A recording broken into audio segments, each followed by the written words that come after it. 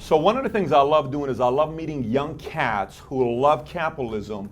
And today we're going to meet Charlie Kirk, who I think was a capitalist from the day he was born. And he's been on politics from the day probably he was born. So I'm really curious to hear your story, how you went from an 18-year-old kid, drops out of college, maybe doesn't even go to college. You start this brand, Turning Point USA. Now you have 600,000 fans on Facebook following you. So why don't we go back, and before talking about what Turning Point USA is, who was Charlie Kirk in high school? Well, thank you. I love your shirt, by the way, entrepreneur, because I consider myself an entrepreneur. In high school, I was in some ways a typical high school student, but I was driven to go to the United States Military Academy at West Point. Okay. Football, basketball captain, Eagle Scout, but always had a mind for creating and taking risks. Ended up not getting into West Point, and I got accepted to Baylor University, and it just didn't really make much sense to me to go borrow a bunch of money to go get a degree that I didn't think would make me any more competitive or at the time, and I had an idea to educate young people about what I was passionate about. How old were you at that time? 18. So from 18, you were already thinking about that? Yeah, so I started when I was 18 years old, 5 years ago, this organization on June 5th of 2012. And we've grown now tremendously. We have a $7 million budget, over 1,000 campuses across the country. You got girls everywhere here at the hotel. That's right. You got this leadership summit going on. Correct, precisely. It's pretty exciting. That's what being an entrepreneur is all about. It's taking risks, and sometimes they fail, sometimes they work, but they never will work if you don't take the risk. So Charlie, tell me about your parents. What do your mom and dad do? My dad's an architect, has his own firm, and my mom's a mental health psychiatrist. Both are very passionate about the free enterprise system. I wouldn't put them as political people as much as I am, but my dad, has always been an entrepreneur, buying properties and doing developments, things like that. And so I saw it from a young age, the value and kind of being an entrepreneur. That's right. So what pulled you? What pulled you into politics? Well, I always loved history. I loved economics, and it was more just kind of a byproduct of the culture that I was brought up in, being in a very liberal leftist atmosphere in the northwest suburbs of Chicago. There weren't a lot of conservatives that I went to school with. So I remember asking my parents when I was in 6th grade, I said, are we Republicans or Democrats? And they said, well, we love America, we love free enterprise, we're definitely more Republican than we are Democrat. I said, okay. So I felt like it was like wearing a Bears jersey to school. Like that's the team you have to defend. So I went to 6th grade, and anything that was opposition to Republican, it was like insulting the Chicago Cubs. Like, no, I have to stand up for the Republicans. Wow. And so then I learned, obviously, got deeper than that, read Milton Friedman, read Ayn Rand, all that stuff, and then I became more and more passionate about it. Yeah, so I was with Chris Ruddy last week in Miami, and he had a similar story. He grew up in New York. I think his parents, same thing with, part of it, figuring out what his politics was. His passion came also early on. So now tell us about Turning Point USA. What is this all about? Sure. So Turning Point USA, we're a nationwide student movement on college and high school campuses focused on educating, training, and mobilizing young people around the values of free markets and smaller government. We believe that those viewpoints are widely misrepresented, if not represented at all, on our college campuses. Free enterprise is the greatest system ever to be tried in the history of man. It empowers the individual and lifts the poor out of poverty at record rates. And we're seeing a rise of socialism now in this country that is horrifying. And it's incumbent on our generation to understand the merits of free enterprise and to fight back against socialism, both on campuses and once they graduate. So what's your approach? How do you deal with, you're in college, 19-year-old kid, I'm going to a university that's purely on the other side, and professors don't like capitalism, they don't like free enterprise. What is your approach to get students to want to listen? A lot of different approaches. We have a huge digital social media strategy, first and foremost, and we start chapters actually on the ground. We're not afraid to do the hand-to-hand combat of grassroots politics to actually get students engaging and understanding that there are other opinions on campus. We fight for intellectual diversity, something that you don't hear a lot about on these campuses. And unfortunately, the left is very focused on racial diversity, which is important, and ethnic diversity, which is important, but intellectual diversity should be just as important, which is viewpoint diversity. And you don't see a lot of that on these campuses. And you know what? There's a hunger and a thirst and an appetite. So elaborate on that. What do you mean by that? So for example, it's on many campuses, let's say UC Berkeley, they have 8 full-time staffers that are in their diversity department. Their entire job is to make UC Berkeley more diverse. But their idea of diversity is to have a bunch of people that look different, but they think the same. We push back and we say racial and ethnic diversity is important. We're not discounting that at all. But you can't forget intellectual diversity. So for example, if there's a liberal speaker on campus, there should be a conservative speaker on campus. There should be some sort of equilibrium between liberal professors and conservative professors. Now it's like 98 to 2%. That's crazy. That's far out of whack. If college is really about viewpoint diversity, then you should not be afraid to hear other ideas. free enterprise, smaller government, the Constitution. And you shouldn't be offended if you hear those ideas, which is something you see a lot amongst young people. Don't you think college is too late, though? Don't you think it's important to get into it right in high school or maybe even junior high school? Because I think by college, a lot of times that philosophy from our textbooks already been ingrained. Yeah, with I totally agree. Whoever controls the present controls the past, and they're telling their version of the history. So isn't there a disconnect with college by that point and dealing with kids in high school? College is definitely important. We do a lot with high schools. The reason we focus on college is accessibility. They're very accessible as far as finding the students. They're engaged, they're mature, they want to start groups. Middle school is tough. I mean, you have students that are not necessarily old enough to start a group or form it without adult supervision. But you're right. I mean, the textbooks and the narrative that is being taught in our schools is predominantly anti-capitalist, anti-American. And that's wrong. And they don't even hear the other point of view. So let me ask you this. I'm going to give you a completely different way of thinking about it. Let's just say in sports, you're a sports guy. If you're in Illinois, I'm assuming you're a Chicago Cubs. I don't know if you're a Big White Cubs Sox. fan, huge Cubs fan. Are you a Bulls fan as well? So, yes, of course. Okay, so you got two good teams there. Cubs just won it. You got a good squad. Yeah. So when you're playing an opponent, you're thinking, what is the other head coach thinking about? What is he going to do that's going to be the trick play? Why does the other person think they can beat us?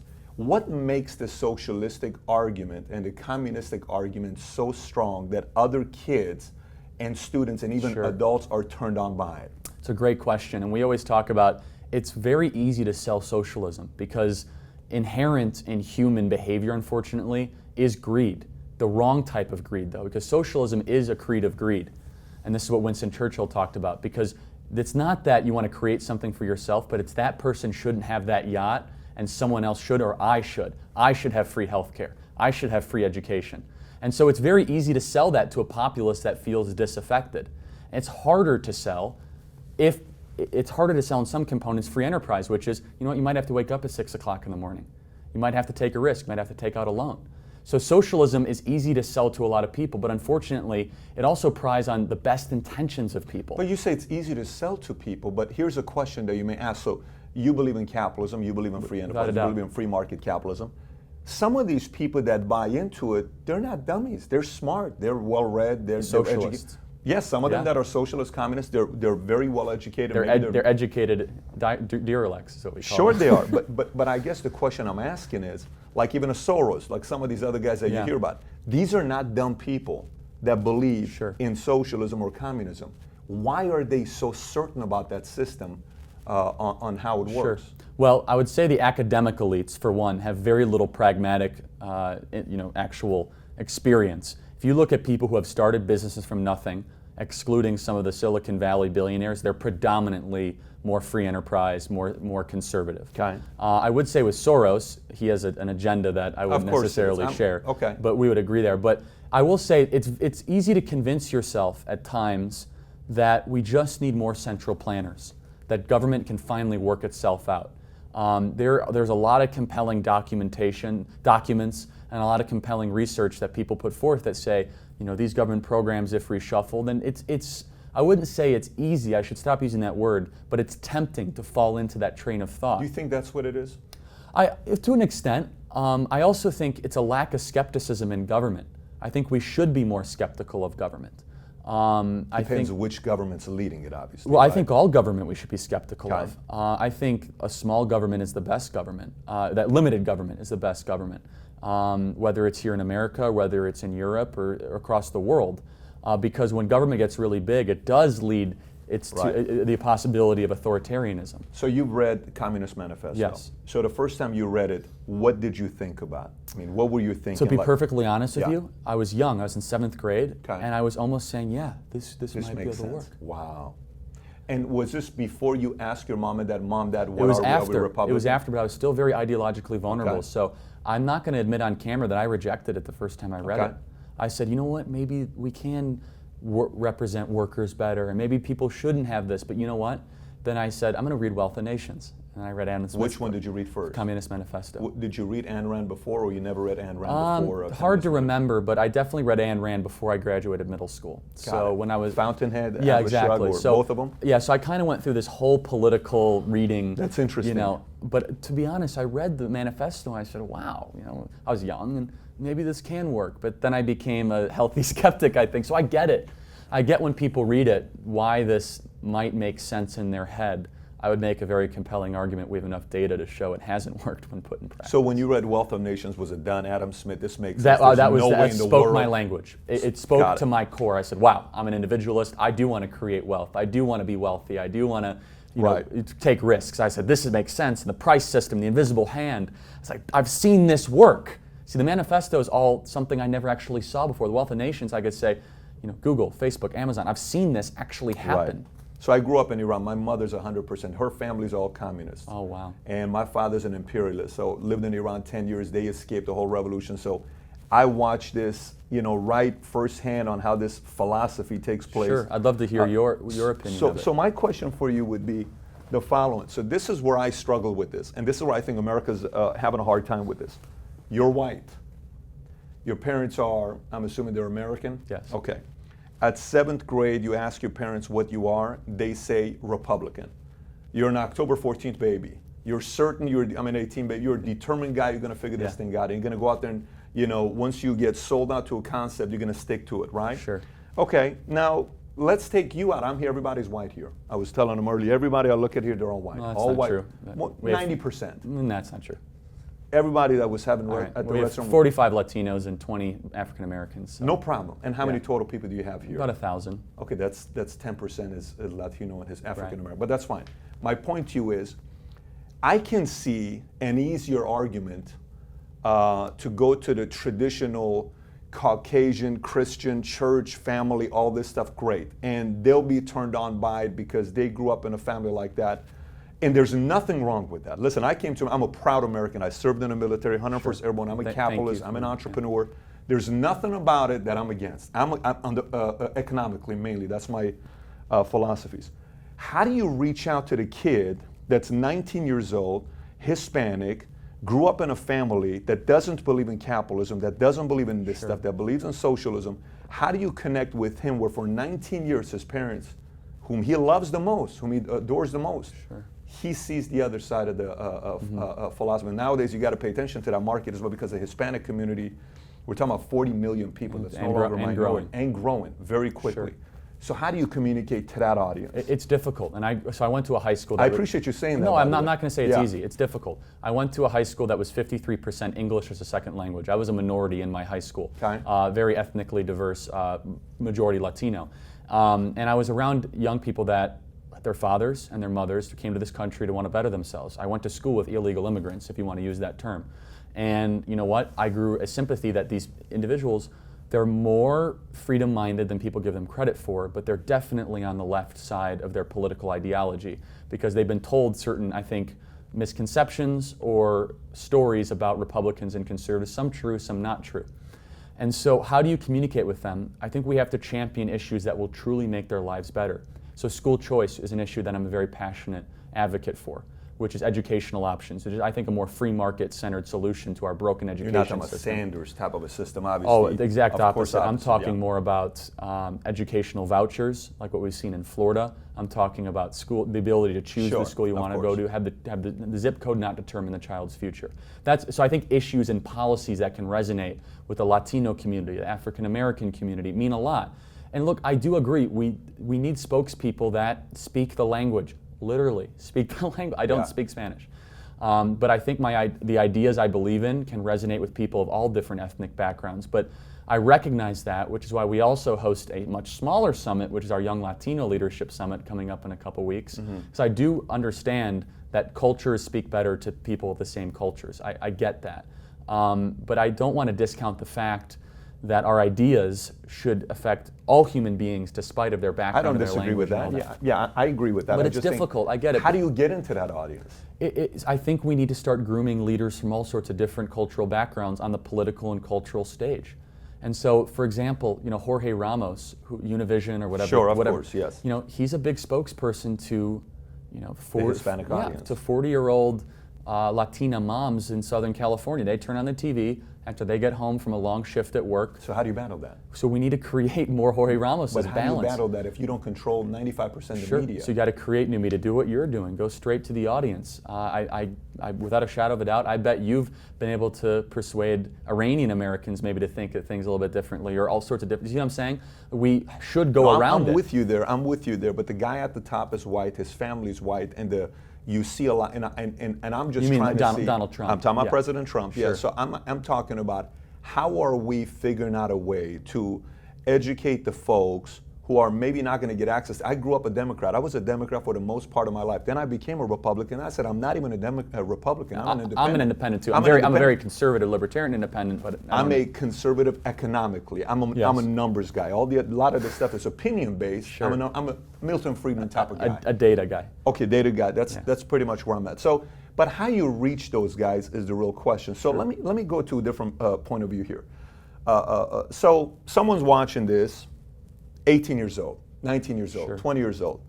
They're a skeptic, okay? They haven't even formed an opinion. They don't even care to talk about politics right now. Why is it important for me to even care to want to learn about politics? Sure.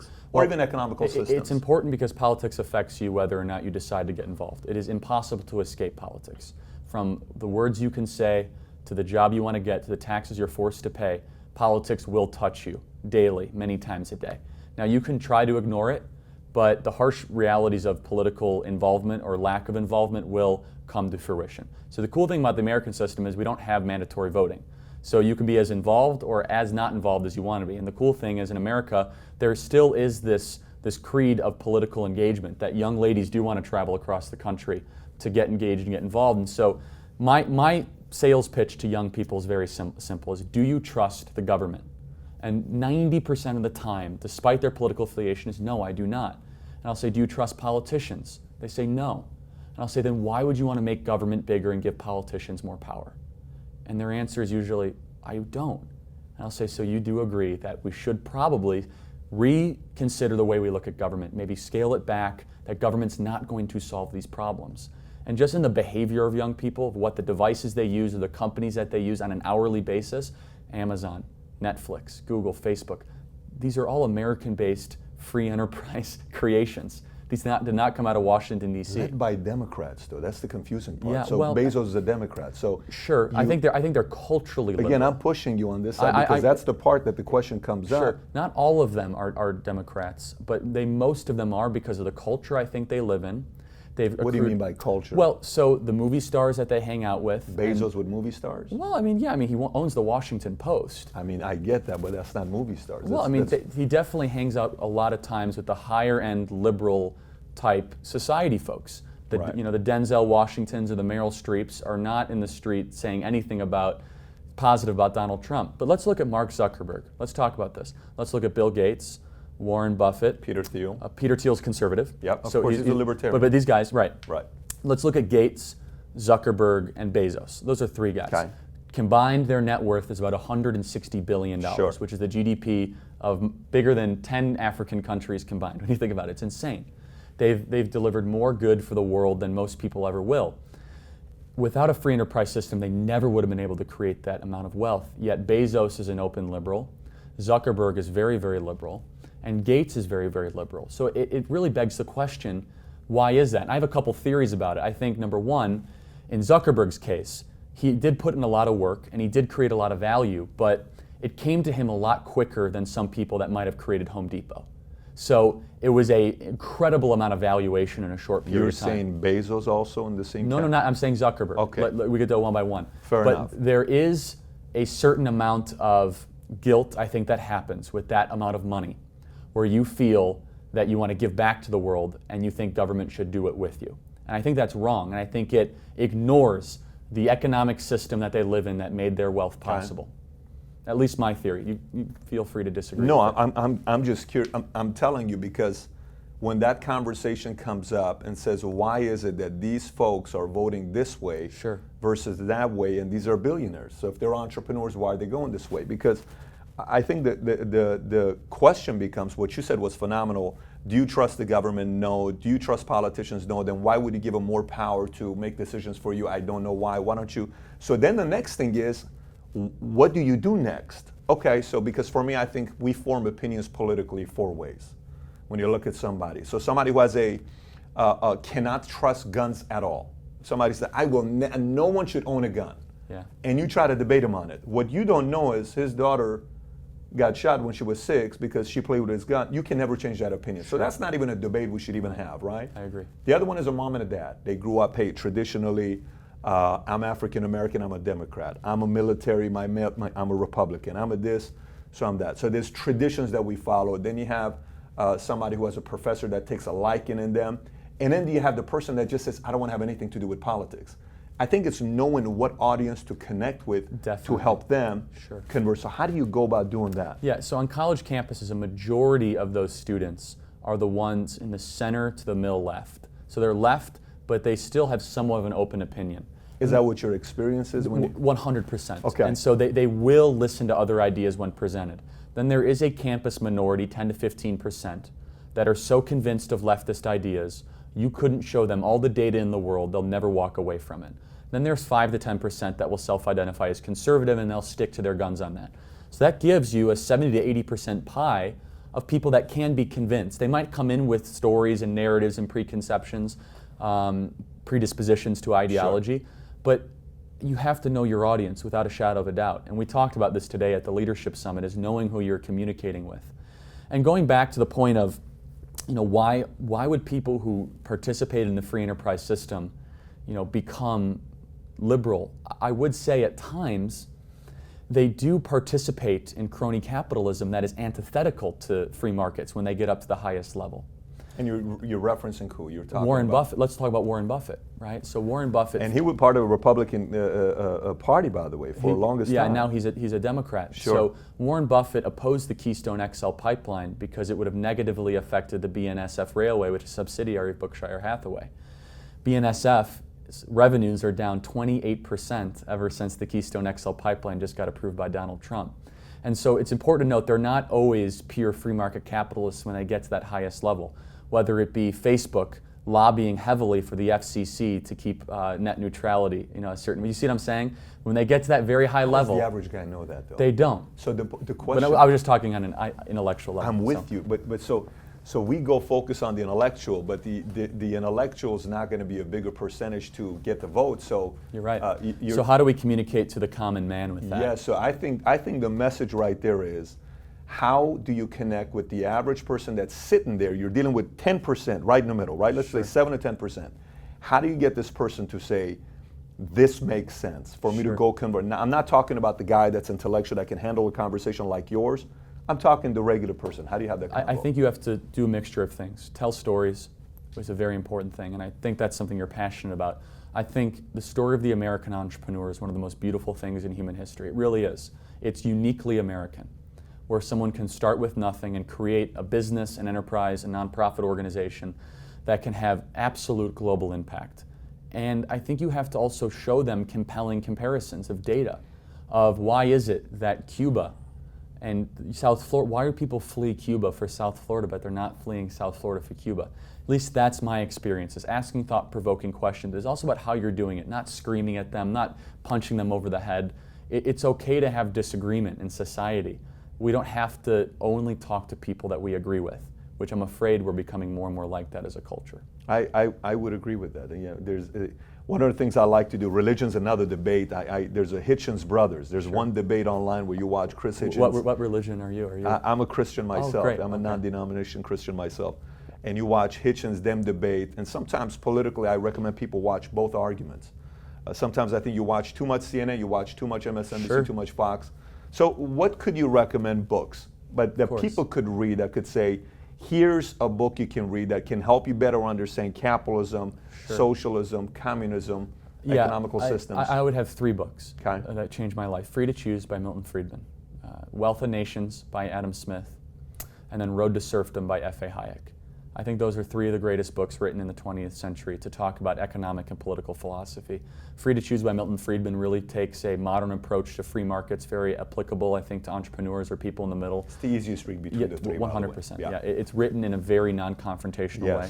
I agree. A little bit of a deeper dive, written in 1776 of all years, an important year. Wealth of Nations, much more esoteric and intellectual. 1,100 pages. But it's 1,100 pages. But I will say this, for people that really want to dive deep, you'll realize that human behavior hasn't changed very much in 250 years. Keeps it simple. Keeps it in perspective. Yeah. Then finally, Road to Serfdom.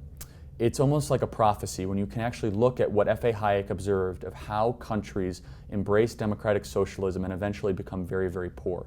It was written in the 1940s when he was observing the rise of democratic socialism, communism in a lot of these Asian countries in the East, right towards the end of World War II. So those three books, if you spend 2 weeks reading them, they could change your life. They changed mine. You ever read The Naked Communist? No, I have not. Highly recommended by Cleon Skousen. Wow. He also wrote the book 5,000 Year Leap. Yeah, probably okay, 5,000 Year Leap. I've Naked heard of Communist. that. I still got to read 5,000 Year Leap. Brilliant. Naked Communist, brilliant. 15-year CIA explains what the plan is. Anyway, so listen, it's been good talking to you, man. Thank you for what you're doing, I really what you like stand for. I'm proud of you, man. 23-year-old going out there, you're spreading this message to people in colleges, which is a very difficult task you have because people are not for what you're trying to do. Well, thank you. And more power to you. Same to you. You're the right guy for it. So thanks for coming out here with Valuetainment. It's a great Valuetainment pleasure. and Thank you. telling us some of your wisdom with us. Thank you. So listen, some of you watching this, you may say, I absolutely disagree with this guy, and I cannot believe, Pat, you had a guy that worked on Trump's campaign here on Valuetainment. But this is one of the things I want to tell you, and I want to challenge you to do.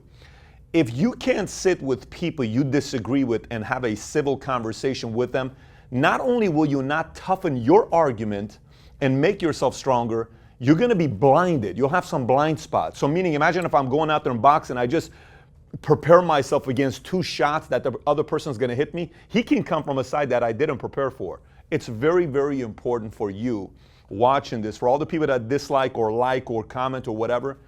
I want to really encourage you to be willing to listen to these sorts of things and go read the books that maybe is against your political philosophies, because it can either make your argument stronger, or number 2, you could say, I never saw it that way. This makes a whole lot of sense. So that's one of the reasons why I brought a young cat like this, an 18-year-old kid who goes from a passion he has for capitalism to 23 years old, a $7 million budget. You're talking about 600,000 fans on Facebook and growing like you wouldn't believe. But hope today's conversation made you think about certain things that have to do with capitalism and entrepreneurship that maybe you didn't think about before. So if you got any questions, any thoughts, any comments, comment on the bottom. I'm about to introduce a series that has to do a lot more with capitalism that we'll be launching here pretty soon. So be prepared to hear a lot more messages like this that have to do with different economical systems.